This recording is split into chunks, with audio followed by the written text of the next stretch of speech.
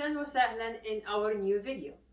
If this is your first time watching us, please don't forget to subscribe to our channel and activate the bell so you get notified with every new video we upload. If you like what you see, please don't forget to like, share, and add a comment to let us know what would you like to see in the future. So, Sharkas or Circassian are people who come from an area called Sharkaseyyah, which is located on the northeast coast of the Black Sea, like around or close to Russia. Lots of people, like millions of those people, actually moved from there to the Turkey during the Ottoman Empire, or the time of the Ottoman Empire. And from there, they moved to several Arab countries like Egypt and Jordan. So, like any other people, when they move to different countries and they leave their homeland, not only the people move, they also move their traditions, heritage, and food. And among one of their dishes that they moved with them, called Sharkaseyyah. Sharkaseyyah is a chicken and walnut based dish that the Circassian people like to cook, and when they moved to Egypt, they brought that dish with them. At the beginning, that dish used to be cooked only on the royal houses, on the people of upper class, because it contains some of the, you say, like the more expensive items or ingredients, like walnuts, for example. It needs lots of walnuts. But then it moved from those royal houses into the rest of the Egyptian houses and became one of the staples on the Egyptian table, especially during the month of Ramadan. Today we'll be making Sharkaseyyah, so for you to learn about it, and hopefully you will enjoy it like the rest of the Egyptian people enjoy it till now. So now we're gonna start by cooking the chicken. As you can see here, I have a big pot.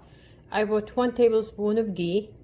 For traditional dishes like these, it's always better to use ghee for the best flavor and the authentic flavor. Of course, if you don't like ghee, or if you have ghee, you can use butter or you can use oil. But again, ghee will give you the ultimate taste. So here I have ghee. It's melting. It should be hot. So I'm gonna add the chicken pieces. Here I have around 4 pounds of chicken breast, washed, cleaned with vinegar and salt, washed again and cut. You can use whole chicken if you like, but since you need to shred it anyway after it's cooked, so I thought, you know, a chicken breast that is like already boneless should be a nice shortcut. So I'm gonna add the chicken pieces here. Then the pots need to be always hot. Need to give that shock to the chicken pieces to keep them juicy and to lock in the flavor. Just making sure that every piece is actually touching the bottom of the pot.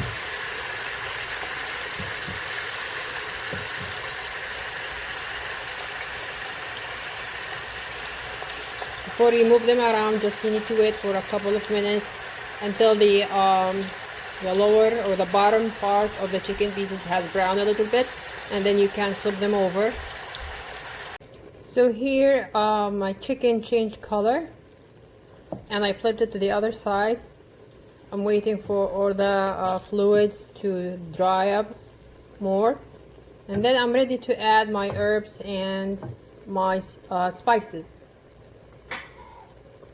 So here I have 1 onion, 1 medium onion cut into quarters, 1 stalk of celery also cut into pieces, 1 big carrot cut into pieces. I have 1 cinnamon stick. I have a few cardamom pods. I have 2 pieces of mastic, few peppercorn, and 3 bay leaves. I'm gonna add all of this to the chicken. Now I'm gonna add boiling water. Always use boiling water, to use cool or cold water. I'm going to wait till this boils again, and then I'm gonna cover it and put it in like medium heat for around maybe 30 minutes or less. I'm gonna check the chicken while cooking until the chicken is fully cooked, and then we'll come back. So while the chicken is cooking, I'm gonna toast the walnuts. Here I have 2 cups of crushed walnuts. I'm gonna try to toast them to get the moisture out and give them a great flavor. And also I'm gonna be trying to get the skin, that brown skin, out, and it will be much easier to do so if they are like hot and toasted. So here I have a pan. There is no oil, nothing in it. I'm just heating it, and then I'm gonna spread the walnuts and try to toast them for a few minutes. Be careful not to burn them, and you need to stop once you start smelling the smell of the walnut. And once you're done, you move them to another plate, because if you keep them in the hot pan, they will keep toasting and burn. So here I think the pan is nice and hot. They're nice and toasted, they're ready. Now I'm gonna turn off the heat. I'm gonna move them immediately to a cloth, or if you have a clean kitchen cloth, or if you have kitchen towels, whatever, and I'm gonna try to rub them gently to remove all this brown skin, or as much as I can. Here I just want to show you how I cleaned or peeled the toasted walnuts. So I put them in this clean cloth. I put them in the middle here, and then I covered the cloth, like I folded on top of them, and I start to rubbing gently, and that helped peeling all or removing most of the skin on the walnuts. You can see they're mostly like light colored because of the skin has been removed. And here you can notice the rubbed skin stuck to the cloth. So now we're gonna be cooking the rice. Here, as usual, I have 3 tablespoons of ghee. Again, for the ultimate flavor, use ghee. If you don't prefer ghee, you can use butter or oil, but ghee is basically the best. So they're heating up. Here I have 4 cups of medium grain or short grain rice, like Egyptian rice or cow rose rice. This is something that needs starchy rice. It does not need basmati rice. So please don't use basmati for this. Always use Egyptian rice or cow rose, something like short grain or medium grain. You need it starchy and sticky. So I have here the ghee heating, and then I'm gonna be adding the rice. I'm gonna add 1.5 tablespoons of salt.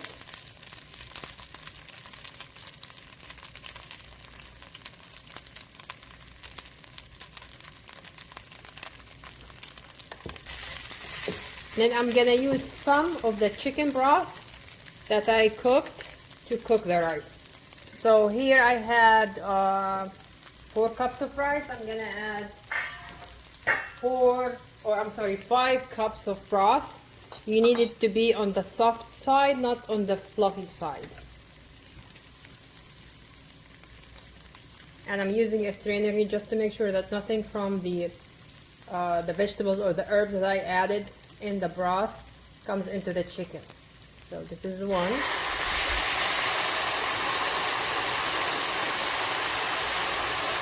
2,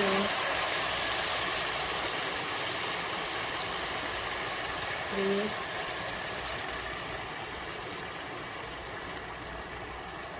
4,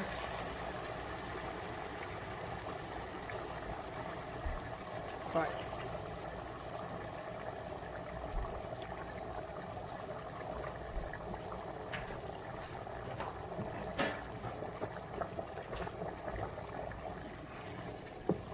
This is how you want your rice.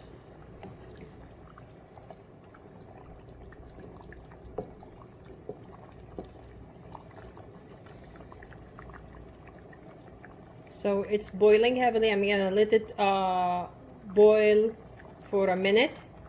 I'm then cover it and move it to the lowest heat setting and leave it until it absorbs all the liquid and it's ready. Now we're gonna make the Sharkaseyyah sauce. 1 tablespoon of ghee. It's heating. And then for this, I'm gonna be adding some onions and garlic. So here I have 1 medium onion and 6 garlic cloves that I have put on the like food processor or the chopper and chopped fine. Gonna add these to the ghee. For that, I'll be adding 2 heaping teaspoons of ground coriander. Now I'll be adding the toasted walnuts that we toasted and peeled before.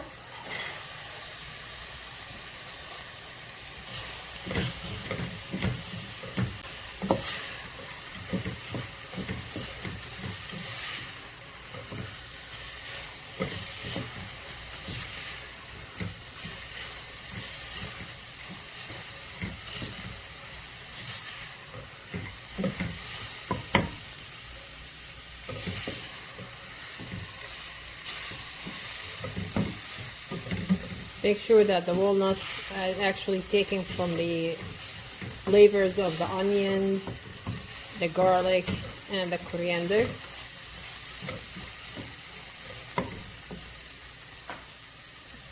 And then I'm gonna be adding this. So this is basically our thickening agent for the sauce. Here I have 6 slices of toast, like bread. I removed the edges, like the brown edges, and then I soaked them with the little milk, just enough to make them soggy, like wet and soggy, not too much, just to cover them a little bit and make them soggy. And I'm gonna add them to the rest of the ingredients here.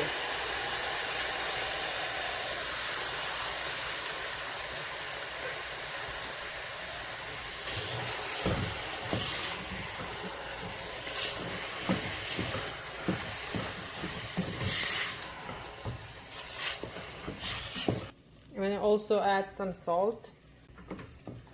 Now I'm gonna be adding some of the chicken broth gradually and stir.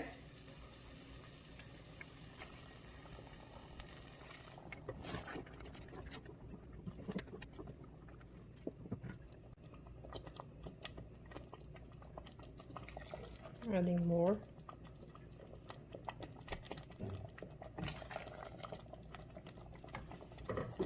Now after a couple of minutes of boiling, I'm gonna use the hand blender and blend it. Don't blend it too smooth. It's really good to have some chunks of the walnuts. It really tastes better that way.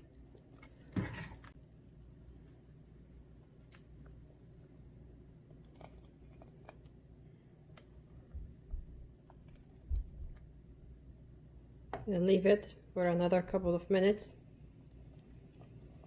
So here we're all ready to serve. I have the rice, I have my sauce, and have the chicken cooked and shredded into like larger pieces. I spread the rice in a big plate and I made like a small hole in the side. I'm gonna put some of the chicken, the shredded chicken, in the middle.